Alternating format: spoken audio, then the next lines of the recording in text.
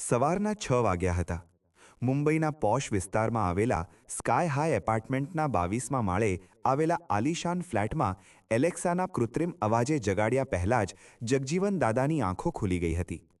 આમ તો એમની આંખો ક્યારનીએ ખુલી હતી, બસ શરીર પથારીમાં પડ્યું હતું.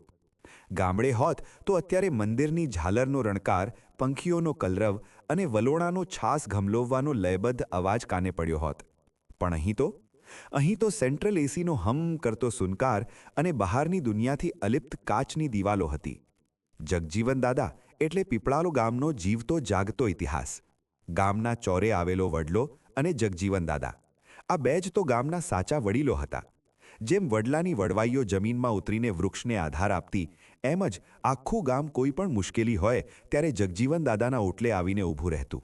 પણ આજે એ જ વડલો એના મૂળિયા સોતા ઉખડીને આ કોન્ક્રીટના જંગલમાં દીકરા રાકેશના સ્માર્ટ હોમમાં એક શોપીસ બનીને રહી ગયો હતો.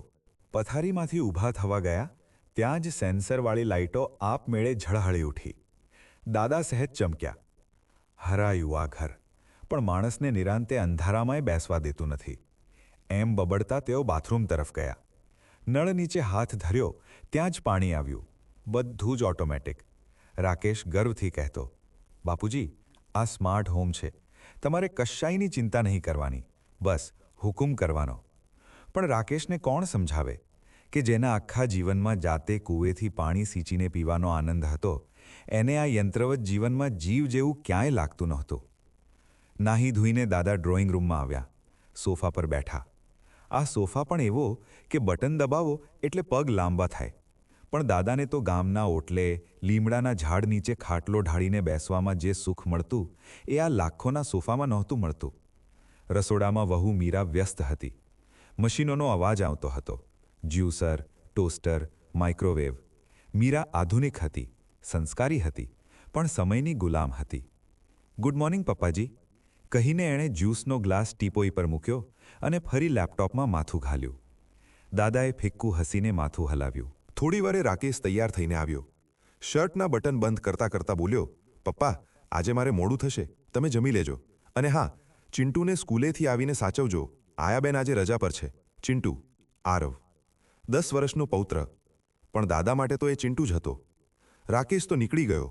મીરા પણ વર્ક ફ્રોમ હોમના નામે બંધ રૂમમાં ભરાઈ ગઈ. હવે આખા ઘરમાં વધ્યા માત્ર જગજીવન દાદા અને એમની એકલતા. દાદાની નજર ભીંત પર ટીંગાડેલા મોટા સ્માર્ટ ટીવી પર પડી. રિમોટ હાથમાં લીધું, પણ એટલા બધા બટનો હતા કે કયું દબાવવું એની ગમ ન પડી. કંટાળીને એમણે રિમોટ મૂકી દીધું. મન ભૂતકાળમાં સરી પડ્યું. યાદ આવ્યું પેલું વર્ષ જ્યારે દુષ્કાળ પડ્યો હતો. આખા ગામના ઢોરઢાંખર માટે ઘાસચારાની તંગી હતી. ત્યારે આ જગજીવન દાદાએ પોતાની ઘરવખરી વેચીને પણ ગામની ગાયોને જીવાડી હતી. ત્યારે ગામ આખું કહેતું, જગજીવનભાઈ, તમે તો માણસ નથી, દેવ છો. એ માન, એ મોભો, એ પ્રેમ, અહીં આ શહેરમાં એમની ઓળખાણ શું? માત્ર રાકેશના પપ્પા, એક નિવૃત્ત વૃદ્ધ જે આખો દિવસ ઘરમાં પડ્યા રહે છે.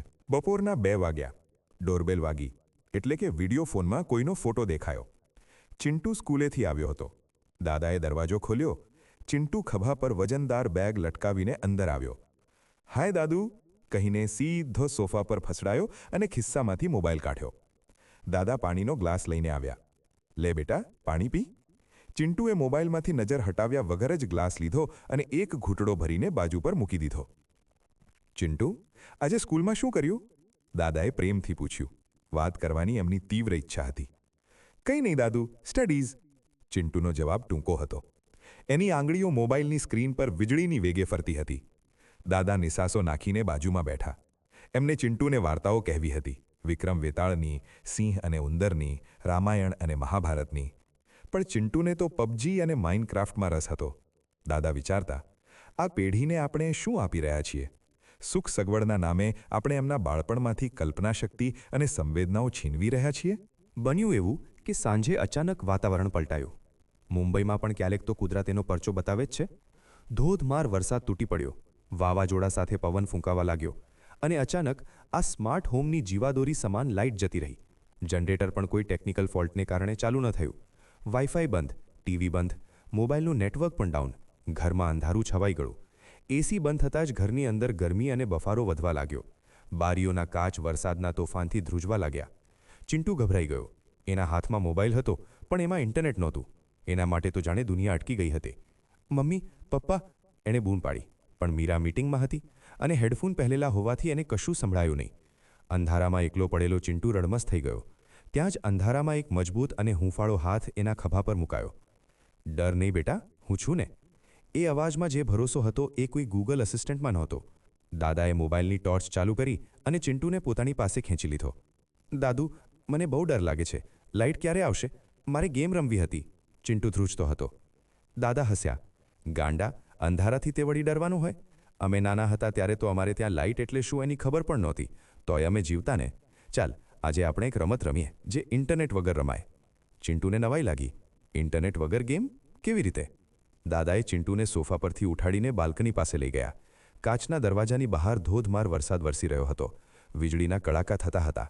જો બેટા, દાદાએ કહ્યું, આ વરસાદ છે. ગામડામાં જ્યારે આવો વરસાદ પડે ને ત્યારે અમે શું કરતા ખબર છે? ચિંટુએ કુતૂહલવશ પૂછ્યું. શું કરતા? અમે કાગળની હોડીઓ બનાવતા અને પછી ગામના પાદરે જે વહેડો વહેતો હોય ને એમાં એ હોડીઓ તરતી મૂકતા. જેની હોડી સૌથી દૂર જાય એ રાજા. દાદાની આંખોમાં બાળપણ ચમકી ઉઠ્યું. કાગળની હોડી? મને નથી આવડતી. ચિંટુ ધીમેથી બોલ્યો. હું શીખવાડું ને. દાદાએ કબાટમાંથી એક જૂનું છાપું કાઢ્યું.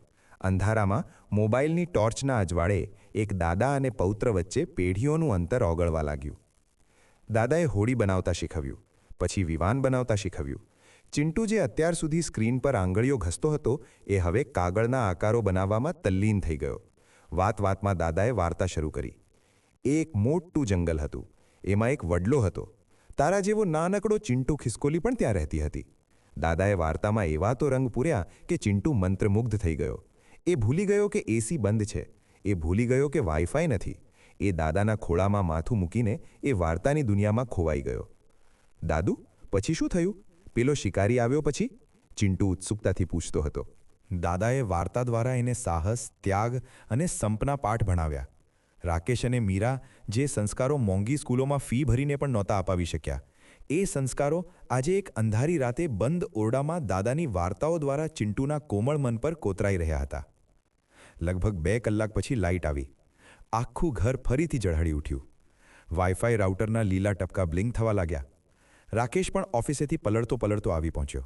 એને ચિંતા હતી કે પપ્પા અને ચિંટુ અંધારામાં પરેશાન થઈ ગયા હશે.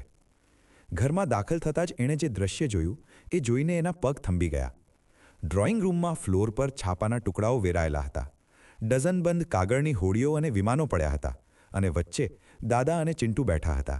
ચિંટુ દાદાને વળગીને બેઠો હતો અને કહી રહ્યો હતો, દાદુ, પેલી શ્રવણવાળી વાર્તા તો કહો જેમાં એક કાવડ લઈને જાય છે. ચિંટુના હાથમાં મોબાઈલ નહોતો. ટીવી બંધ હતું. એસી ચાલુ થઈ ગયું હતું.